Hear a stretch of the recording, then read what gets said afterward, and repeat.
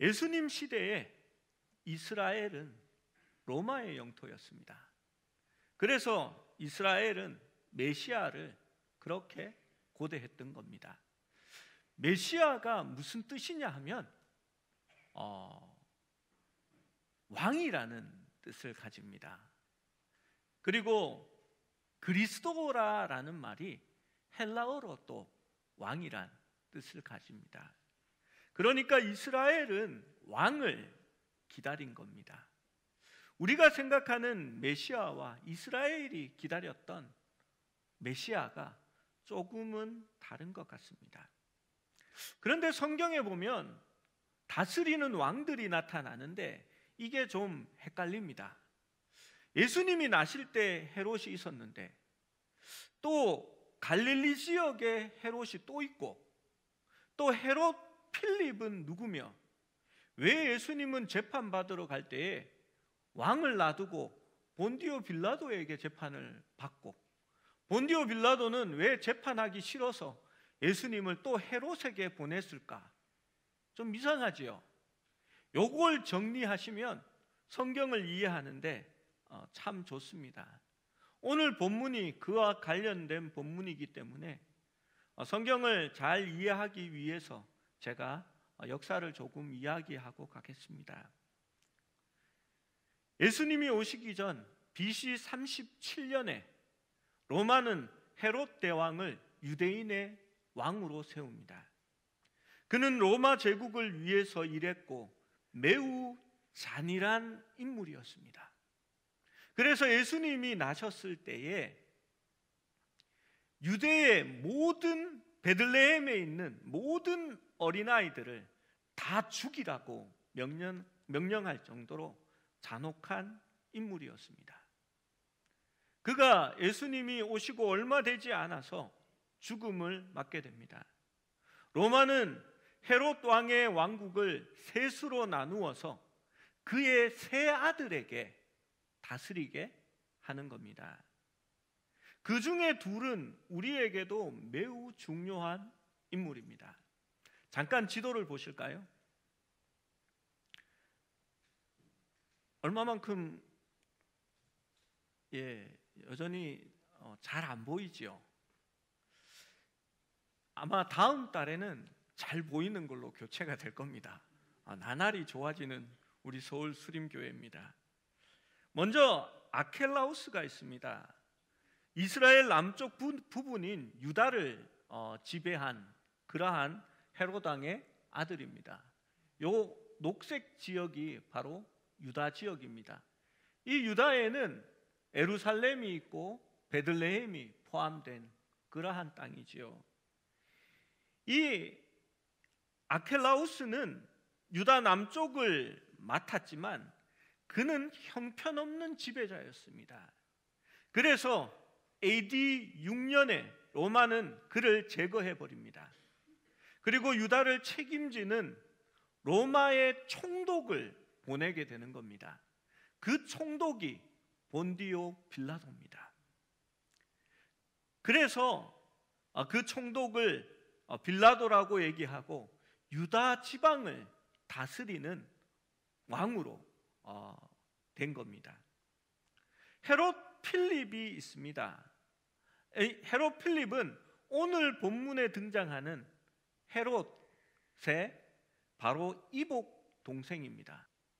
헤롯 필립이 다스리는 영역은 데가볼리를 포함한 이 자주색 영역입니다.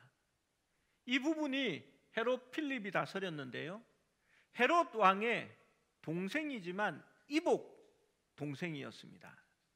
그러니까 세 아들 중에 막내가 되는 거지요. 이 헤롯 필립의 아내가 바람이 나서 그 형인 헤롯 안티바에게 도망가 버리는 겁니다. 이게 오늘 본문 중에 하나입니다. 오늘 성경에는 두 사람이 나오는데요, 한 명은 헤롯 안티바요, 한 명은 그에게 비참하게 참수형을 당한 세례 요한입니다. 이 두 사람은 극반대의 그러한 생애를 살아갔습니다. 헤롯 안티바스, 안티바라고 얘기하는데요. 영어식 이름은 안티바스라고 부르는 게 맞습니다. 이스라엘의 북쪽 갈릴리 지역, 그러니까 이 부분, 갈릴리라고 적어놓은 갈릴리 호수가 있고요. 그 갈릴리 호수의 왼쪽 부분을 이 헤롯 안티바가 다스린 겁니다. 오늘 본문에 나오는 그 헤롯입니다. 그리고 이 아래에 있는 이 부분이 베레아라고 불리는 땅인데요. 이 베레아 땅도 바로 헤롯 안티바가 다스린 그런 땅이었습니다.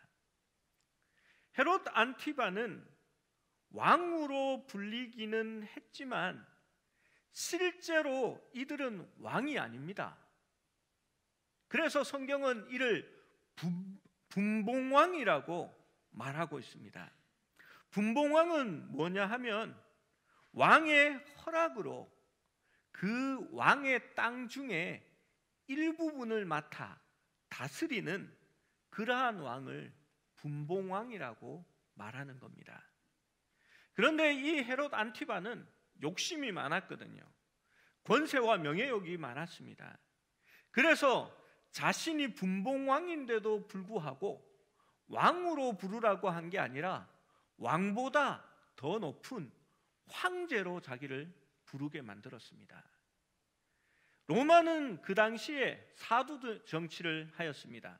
로마의 땅을 네 부분으로 나누어서 로마 제국의 4분의 1을 다스리던 영주가 있었습니다. 이들을 테트라크라고 말했는데요. 이 헤롯 안티바는 자기를 왕이 아니라 테트라크라고 부르라고 그렇게 시켰습니다. 이 헤롯 안티바는 자기 아버지처럼 매우 잔인하고 이기적인 인물이었습니다.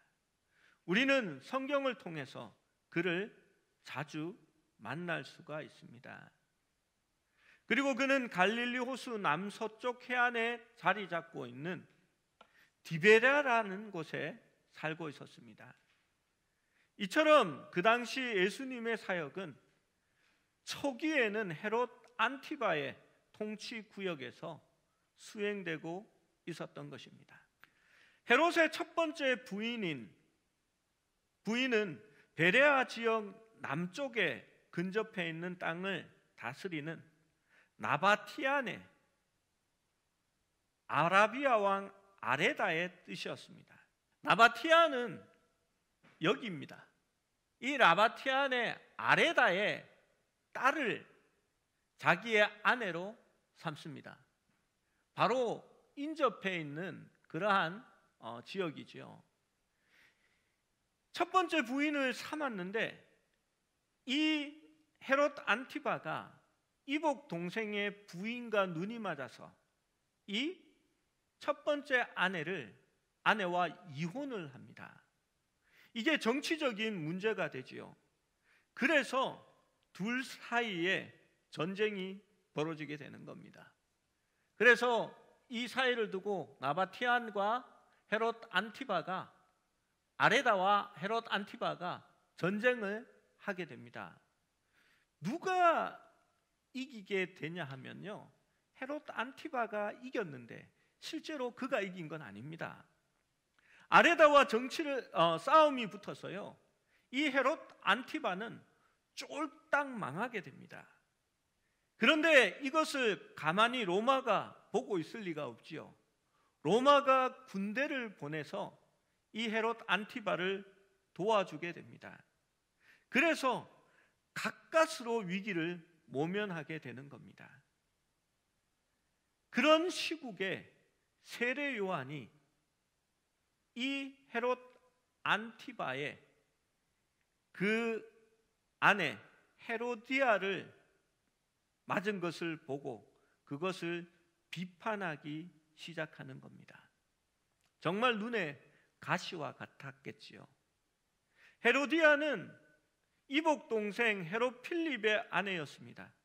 요한이 헤롯을 책망한 것도 그가 첫째 부인과 이혼했기 때문이 아니라 동생의 아내를 부인으로 취하는, 성경이 금하고 있는 근친상간의 죄악을 범하였기 때문입니다. 헬라어 동사 비난했다, 말했다라는 엘레겐이라는 시제가 과거 미완료 시제입니다. 그러니까 정확하게 그 의미를 번역해서 말하면 그는 말하곤 했다라고 번역하는 게 맞습니다. 한 번 얘기한 것이 아니라 세례 요한이 그것을 자주 이야기했다라고 말합니다. 다음 그림을 한번 띄워주십시오. 키네스 그린이라는 유명한 가스펠 가수가 부른 No Compromise라는 앨범이 있습니다. 타협은 없다라는 앨범인데요, 거기에 표지 그림입니다. 헤롯 대왕이 지나갈 때에 모든 사람이 엎드려 있는데 한 사람이 일어나서 헤롯에게 무엇라고 하고 있는 것 같지요.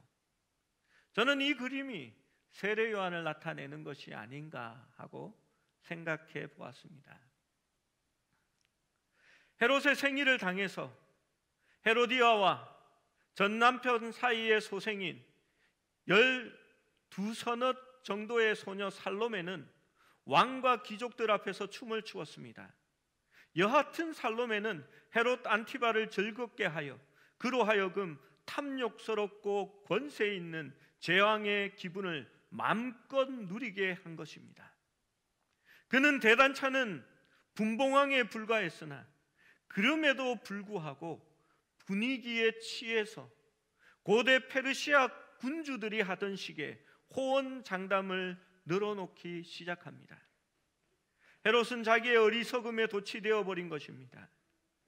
그때의 살로메는 어미의 충고를 받아들여서 어미의 마음속에 깊이 사무쳤던 욕망, 세례 요한을 죽이겠다라는 그 욕망을 이루는 도구로 딸을 사용합니다. 헤롯은 근심하였으나 그의 맹세, 내가 원하는 것은 무엇이든 줄 것이다 라는 그 맹세 때문에, 자신의 체면 때문에 살로메의 요구를 들어줄 수밖에 없었습니다. 이 맹세라는 말은 헬라어의 복수로 적혀져 있습니다. 그러니까 이 헤롯이 한 번만 맹세한 게 아니라 여러 번 연거푸어서 맹세했다는 겁니다.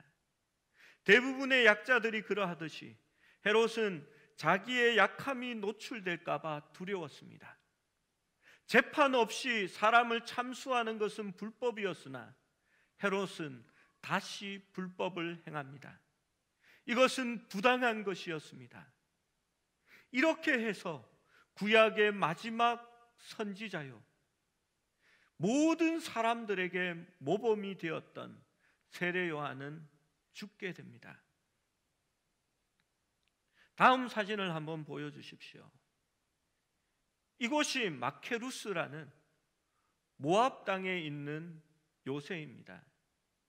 세례 요한이 갇혀 있다가 목베임을 당해서 죽은 곳이지요. 이 요새 제일 위에 보면 도시들이 거기에 존재합니다. 요한의 제자들이 요한의 몸을 이 마케루스에서 가져다가 사마리아 세바스티에 장사하고 가버나움에 와서 예수님께 사도 요한의 죽음을 아뢰는 것이 오늘 본문입니다. 다음 지도를 한번 보시면요, 제일 아래에 있는 여기가 모압 땅에 있는 마케루스입니다.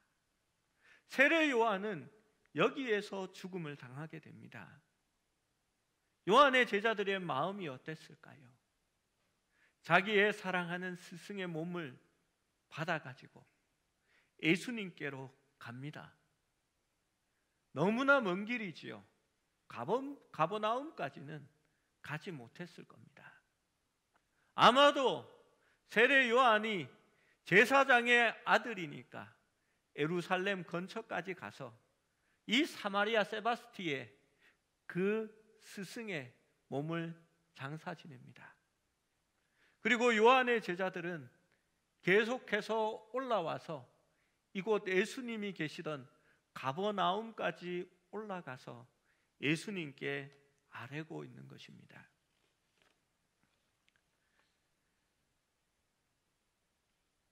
세례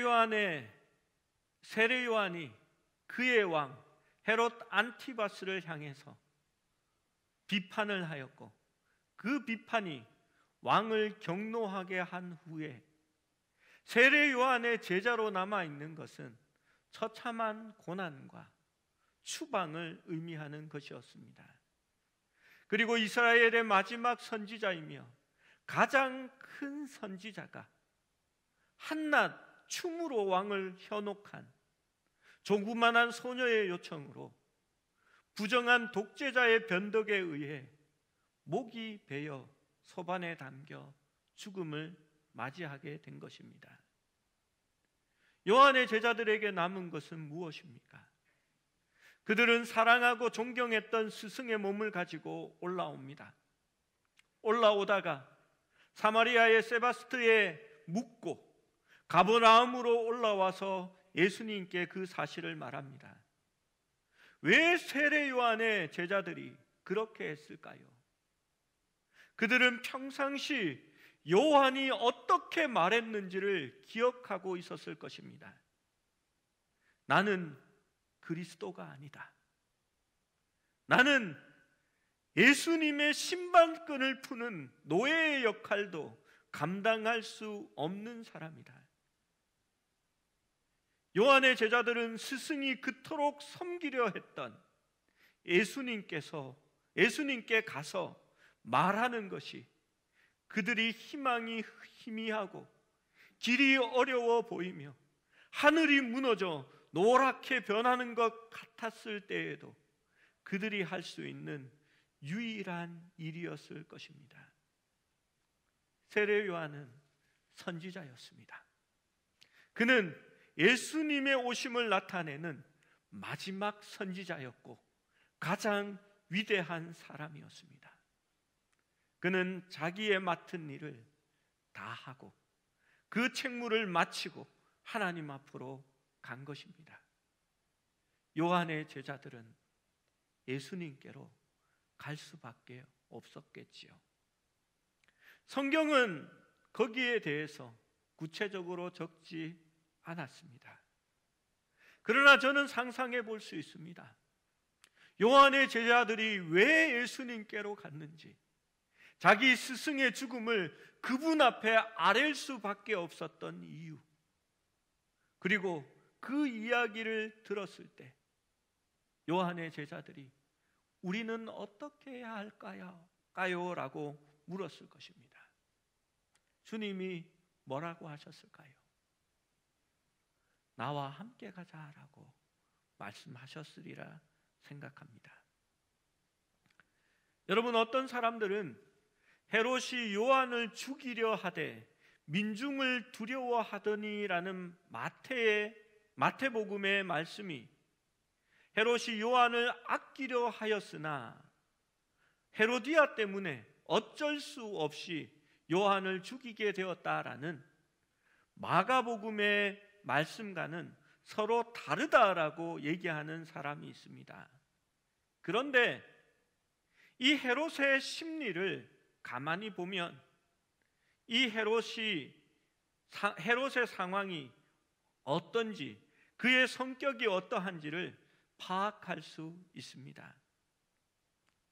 9절에 볼 수 있는 헤롯의 근심은 진정한 고뇌라기보다는 심리적으로 반대 감정들이 병존하고 있는 상태라고 볼 수 있습니다. 여러분, 헤롯의 모습에서 그가 어떻게 일하는지를 살펴볼 수 있습니다. 세례 요한을 죽이기를 원했습니다. 그런데 백성들의 눈치를 보느라 죽이지 못했습니다. 막상 죽이기는 두려워했으나 주변 사람들에게 말한 것 때문에 그 눈치를 보기 위해서 세례 요한을 죽여야만 했습니다.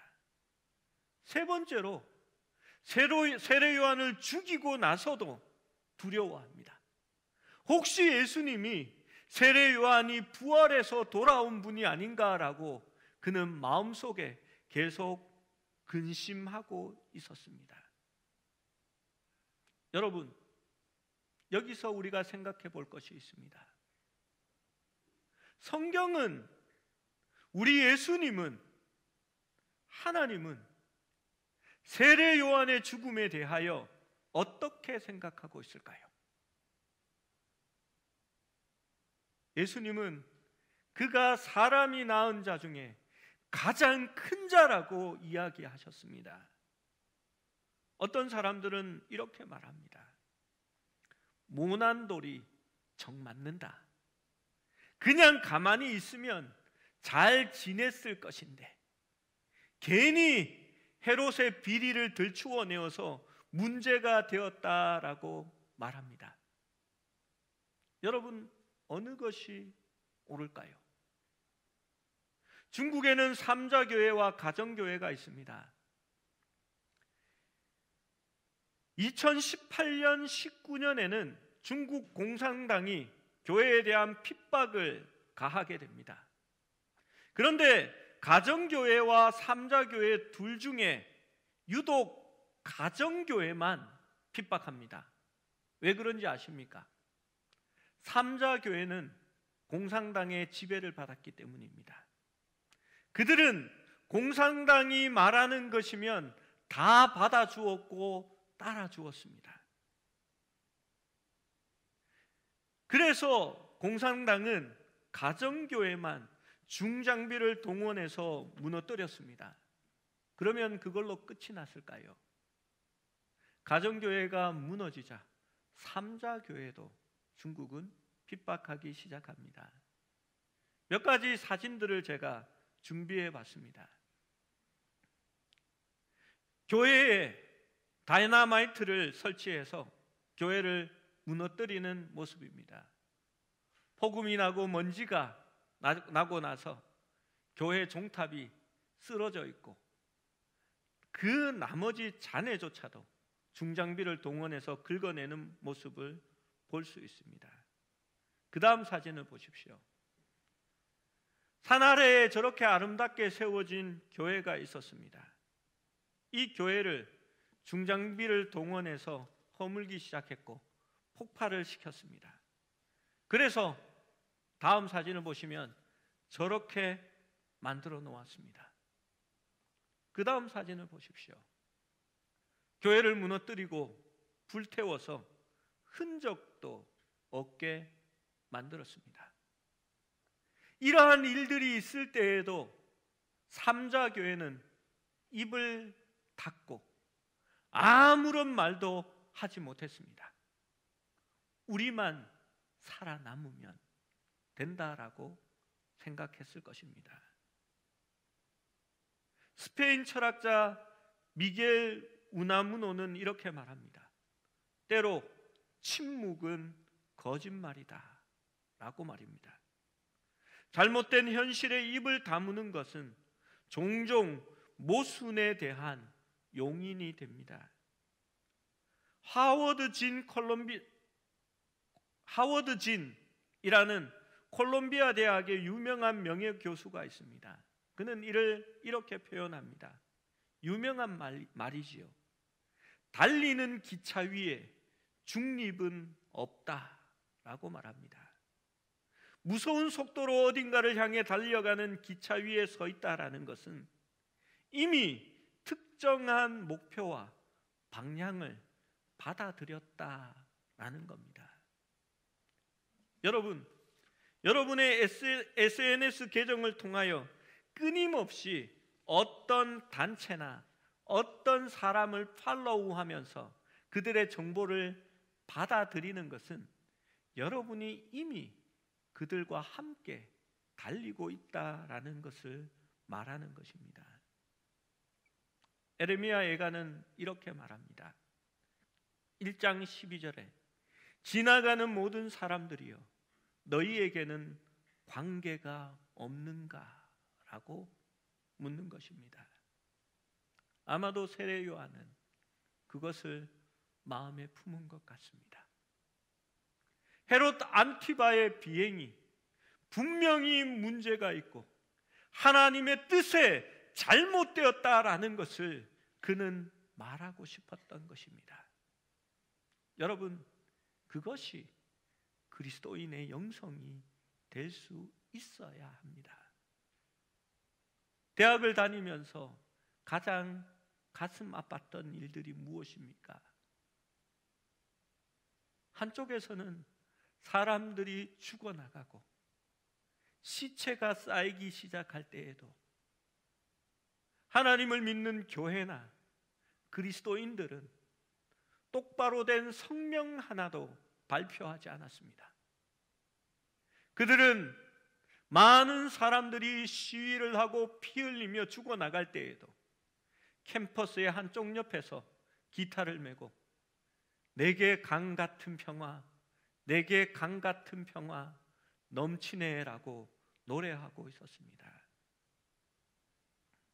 여러분, 이사야 31장 1절 말씀은 이렇게 말합니다. 도움을 구하러 애굽으로 내려가는 자들은 화 있을진저 그들은 말을 의지하며 병거의 많음과 마병의 심히 강함을 의지하고 이스라엘의 거룩하신 이를 앙모하지 아니하며 여호와를 구하지 아니하나니라고 말합니다. 여러분, 하나님은 같이 의지하는 것을 싫어하십니다. 돈도 의지하고 하나님도 의지하는 것 싫어하십니다. 우상도 믿고 하나님을 믿는 것 싫어하십니다. 이방의 도움도 바라고 하나님을 찾는 것 싫어하십니다. 그분은 오직 하나님만을 의지하며 하나님을 바라고 찾는 자에게 긍휼을 베푸시는 하나님이십니다. 여러분, 왜 하나님을 믿는 사람들이 제국과 열방의 힘을 빌리러 가는지 모르겠습니다. 우리의 의지할 바는 저 러시아나 중국이나 미국이 아닙니다. 오직 하나님 앞에 겸비하여 하나님 앞에 바로 설 수 있을 때에 하나님께서 우리를 불쌍히 여겨주시는 겁니다. 여러분, 제가 정치적인 어떤 성향을 절대 교회에서는 말하지 않습니다. 제가 지금 말씀드리는 건 종교적인 이야기를 드리는 겁니다. 제가 이전에 미국이 일본 천황을 전범 재판에 세우지 않았다라고 했습니다. 무엇 때문입니까? 일본을 효과적으로 통치하기 원했기 때문입니다. 일본을 자기의 우방 안에 넣어서 동북아의 권력을 장악하기 위해서 그렇게 했던 것입니다. 세계에서 아마 제일 불쌍한 민족 중에 하나가 쿠르드족이라고 생각합니다. 이들은 자신들만의 언어와 문화와 국가적인 배경을 가지고 있지만 역사상 나라를 가져보지 못한 최대의 민족이 바로 쿠르드족입니다.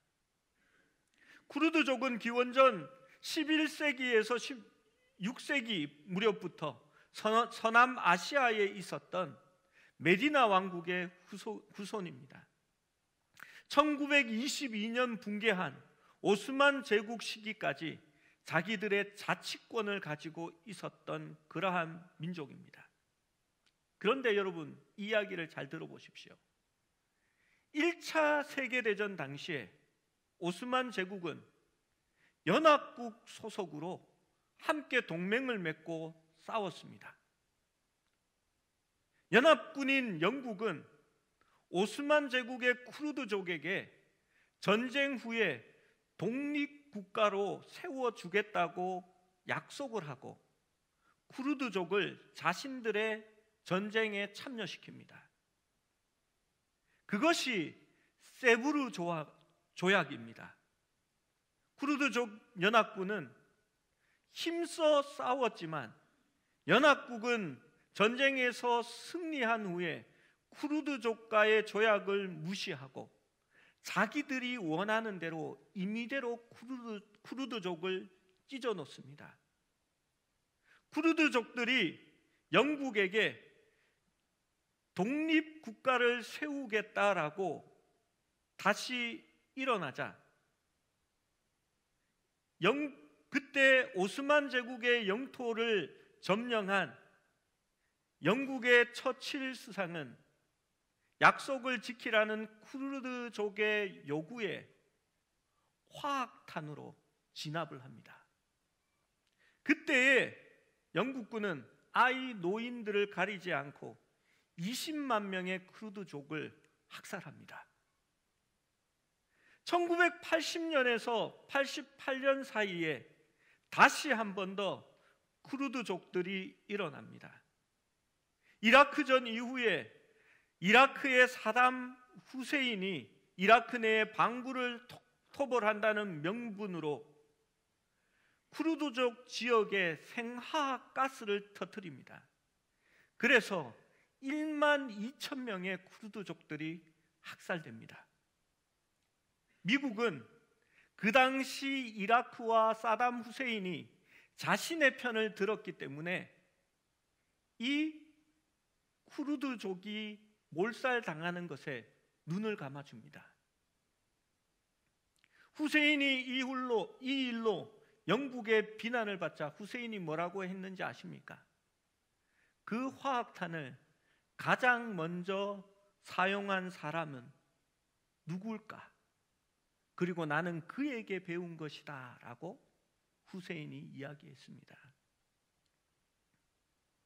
지금도 쿠르드족은 문제가 됩니다. 쿠르드족은 이제 여러 쪽으로 나누어졌고요. 시리아에서 IS를 몰아내는데 가장 앞장서서 쿠르드족 전사들이 싸웠습니다. 그리고 이들이 독립국가를 세우기 위해서 투표를 하자 미국은 이 시리아에서 철수해버립니다. 그리고 이라크와 터키는 쿠르드족을 다시 진압하기 시작하고 있습니다. 여러분, 과연 열방들이 우리의 신앙을 지켜주고 우리의 나라를 보호해 줄 사람이라고 생각하십니까? 이용 가치가 없어지고 자기에게 유익이 없으면 언제든지 버릴 수 있는 것이 바로 열방들입니다. 이스라엘 백성들도 애굽이 자기를 도와줄 것 같으니까 애굽에 가서 도움을 청했습니다. 그러나 하나님은 거기에 대하여 경고하시는 겁니다. 도움을 구하러 애굽으로 내려가는 자들은 화 있을진저 그들은 말을 의지하며 병거의 많음과 마병의 심히 강함을 의지하고 이스라엘의 거룩한 일을 앙모하지 아니하며 여호와를 구하지 아니하나니라고 말입니다. 사랑하는 여러분, 세상의 열방들이 우리를 도와주지 않습니다. 그들이 우리를 구원해 주지 않습니다. 그들이 가진 많은 무기와 최신식 비행기가 우리를 독립시켜 주는 것 아닙니다. 우리의 구원은 오직 하나님께만 달려 있음을 믿고 하나님 앞에 엎드릴 수 있는 한국교회가 될 수 있어야 합니다. 여러분, 오늘날 교회가 왜 이렇게 되었을까요? 도처에 불법을 행하는 사람들이 왜 다 교인들일까요? 굵직한 사건이 터질 때마다 왜 교인들이 주동자일까요? 게이트라고 말하는 것들에는 왜 교인이 포함되어 있을까요? 물론 교인이 많아서이기도 하겠지요. 그런데 교회가 불의에 한거하지 않고 아무도 불법이 잘못되었다라고 말하지 않기 때문입니다. 교회가 바르지 못한 길을 가도 그것이 옳지 않다라고 얘기하는 사람이 없습니다. 무언가 이야기하려면 에이, 은혜로 넘어가자라고 얘기합니다. 여러분, 은혜는 그런 것이 아닙니다. 하나님은 죄가 싫어서 은혜를 행한 것이지 죄를 용납하기 위해서 은혜를 주신 것은 아닙니다. 하나님은 불의와 함께하지 않습니다. 하나님이 의가 되시기 때문입니다. 여러분, 우리는 용납하고 받아주고 용서합니다. 7번씩 70번이라도 할 것입니다. 그런데 그 전에 전제가 있습니다. 죄를 내려놓아야 합니다. 사과해야 합니다. 용서해야 합니다.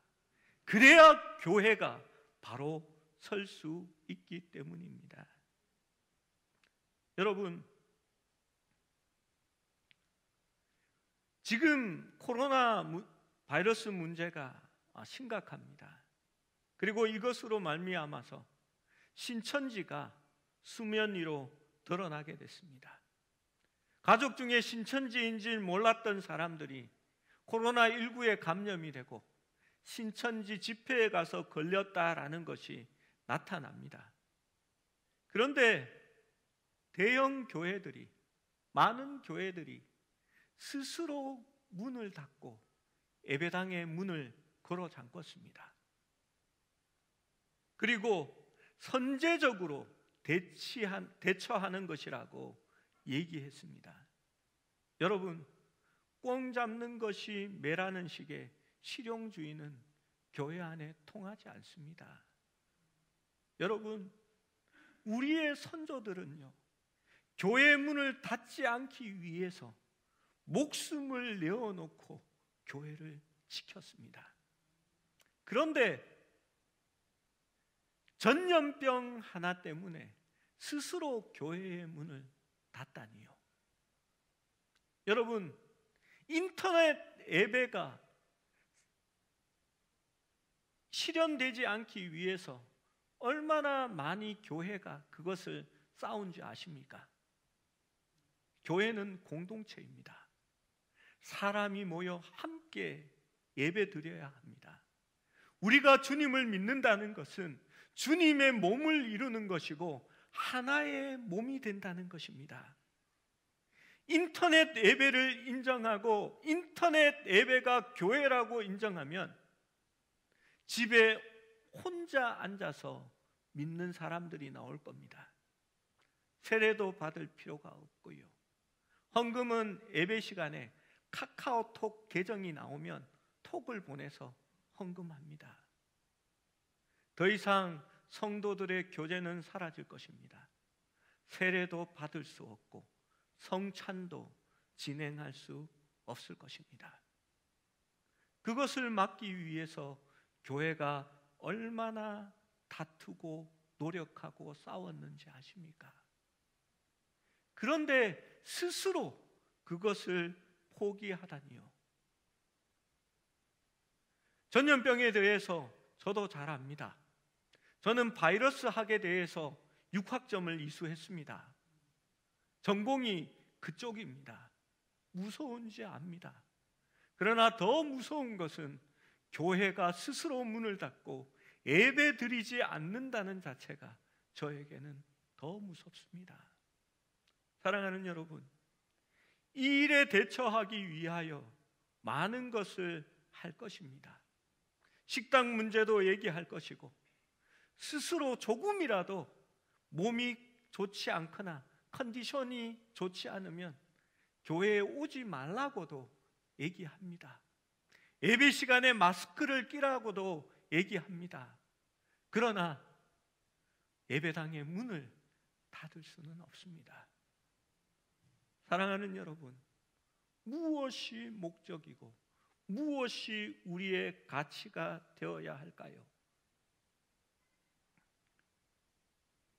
세례 요한은 죽었습니다.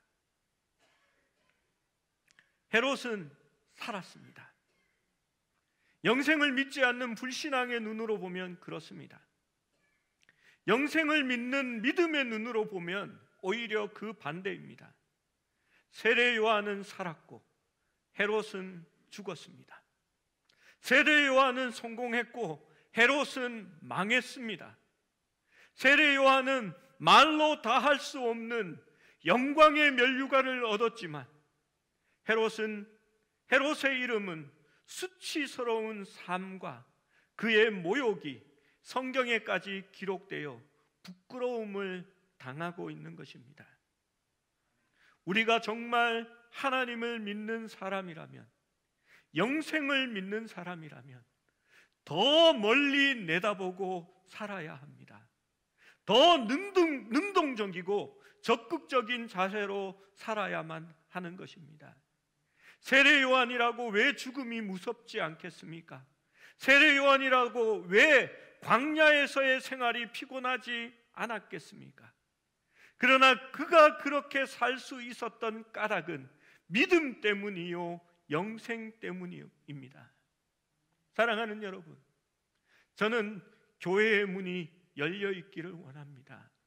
그래서 우리의 신앙생활과 우리의 예배가 위축되지 않기를 원합니다.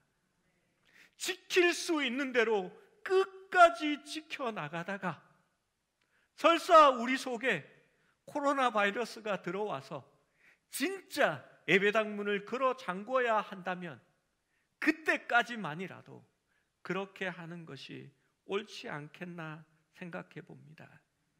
사랑하는 여러분, 예배의 가치는 중요합니다. 영생의 가치는 중요합니다. 문을 걸어 잠그고 인터넷으로 예배를 할 만큼 그렇게 시시한 게 아닙니다. 예배에 목숨을 건다는 말이 있습니다. 예배하기 위하여, 하나님을 섬기기 위하여 목숨마저도 내어놓았던 우리의 믿음의 선배들을 우리가 기억하지 않습니까? 조심합시다. 그리고 이기기 위해서 노력합시다. 그러나 예배반은 놓치지 맙시다. 새 가족들이 들어올 때마다 지금 한국교회는 모르는 얼굴이 들어오면 신천지 아니야, 이 마당에 왜 교회 안에 들어왔어? 왜 자기 교회 안 가고? 그런 생각을 하게 만들었습니다. 그런데 예배할 수 있어야 합니다. 새 가족들이 이 마당에 하나님을 찾고 하나님의 지키심을 바라고 교회에 나올 수 있도록 교회가 용납하는 것이 옳습니다. 대신 손 한 번 씻을 거 5번 씻고 마스크 끼고 함께 예배할 수 있으면 좋겠습니다. 사랑하는 여러분, 오늘날 시대가 어렵습니다. 역대하 7장 12절에서 16절의 말씀을 우리 함께 읽어보기를 원합니다. 12절부터 함께 읽습니다. 시작. 밤에 여호와께서 솔로몬에게 나타나사 그에게 이르시되 이미 내 기도를 듣고 이곳을 택하여 내게 제사하는 성전을 삼았나니 혹 내가 하늘을 닫고 비를 내리지 아니하거나 혹 메뚜기들에게 토산을 먹게 하거나 혹 전염병이 내 백성 가운데서 내 이름으로 일컫는 내 백성이 그들의 악한 길에서 떠나 스스로 낮추고 기도하여 내 얼굴을 찾으면 내가 하늘에서 듣고 그들의 죄를 사하고 그들의 땅을 고칠지라. 이제 이곳에서 하는 기도에 내가 눈을 들고 귀를 기울이리니 이는 내가 이미 이 성전을 택하고 거룩하게 하여 내 이름을 여기에 영원히 있게 하였음이라. 내 눈과 내 마음이 항상 여기에 있으리라. 아멘. 여러분, 구약시대의 성전이 오늘날 이 교회 건물이라고 저는 생각하지 않습니다. 그러나 구약시대의 성전은 예수 그리스도를 머리로 하여 함께 모인 교회 공동체, 성도들의 모임이 바로 교회입니다. 그 교회가 함께 하나님을 향하여 겸비하여 기도하면 하나님께서 하늘에서 듣고 그들의 땅을 고쳐줄 것이다 라고 이야기했습니다. 여러분, 내가 하늘을 닫고 비를 내리지 아니하거나 올 한 해 동안 작년 말부터 호주 땅에 비가 내리지 않고 건기가 들어 얼마나 많은 가뭄이 있었고 불에 탔었습니까?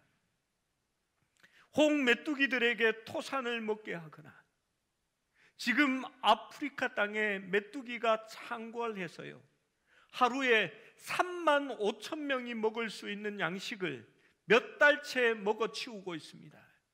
그리고 그 메뚜기 떼가 인도와 파키스탄을 넘어갔습니다.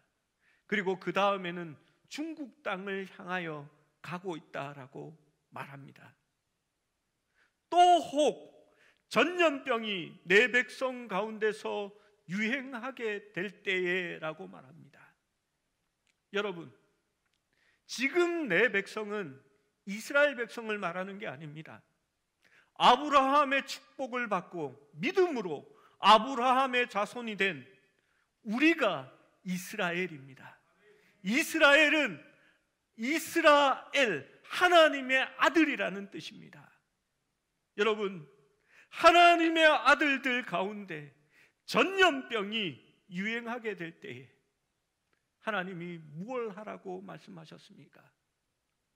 내 이름으로 일컫는 내 백성이 그들의 악한 길을 떠나 스스로 낮추고 기도하며 내 얼굴을 찾으면 내가 하늘에서 듣고 그들의 죄를 사하며 그들의 땅을 고쳐주겠다라고 말씀하셨습니다. 사랑하는 여러분, 이 땅에 왜 이단이 이렇게 넘쳐났습니까? 우리가 말씀대로 바로 살지 못해서, 교회가 온전히 하나님의 뜻대로 서지 못해서 많은 성도들이 교회에 실망하고 목회자들을 욕하며 교회를 떠나 이단으로 간 것입니다. 여러분, 하나님의 교회가 핍박당해도 나만 괜찮으면 된다고 생각하고 입을 닫고 권력의 노예가 돼버린 그런 교회가 바로 우리들의 모습인지도 모릅니다. 하나님을 믿는다고 하면서 만몬을 섬기고 돈을 창고에 걷어들이면서 내가 창고를 더 짓고 돈을 더 쌓으리라고 말하고 있는 그런 교회가 오늘날의 교회인지 모릅니다. 우리가 하나님께 회개하고 돌이키면 하나님께서 이 일들을 해결해 주시리라 믿습니다.